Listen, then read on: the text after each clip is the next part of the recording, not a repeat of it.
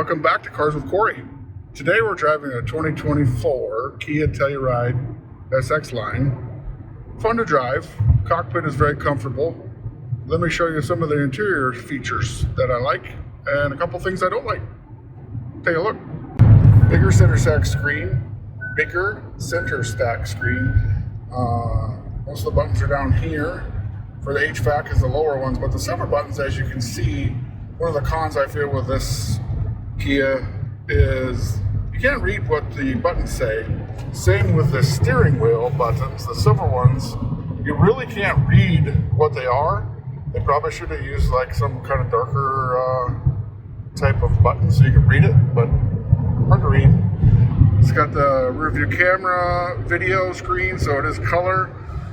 Heads-up display. I don't know if you can see that. It does have a very nice headliner. It's kind of a, I don't know what you suede sunroof, which is nice. It does have third row seating. This one does have second row buckets, which is nice. So third row, there again is that suede headliner that I think looks real cool. Feels cool, looks cool. So yeah, plenty of room in here. Like I said, fun to drive. I really like the seats. It has kind of a pleated look to it. They're very comfortable, heated and cooled, so that's nice. I really like the car. I like the way it drives, I like the way it feels. It's fun to drive. It's got plenty of power.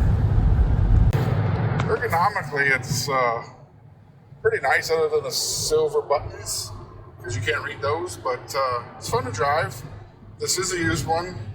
It does have that phone holder somebody added there, but I like the decor in here, to be honest. It's very nice. So, yeah, shifting modes are right down here. You can turn the dial for comfort or different levels of drive modes. So comfort, sport, smart, don't know what smart is. I usually run an eco mode. I'm getting about 19.5, 20 miles per gallon on this 60-mile trip. So leave a comment if you have any questions. Thanks for watching, and please hit that like and subscribe button.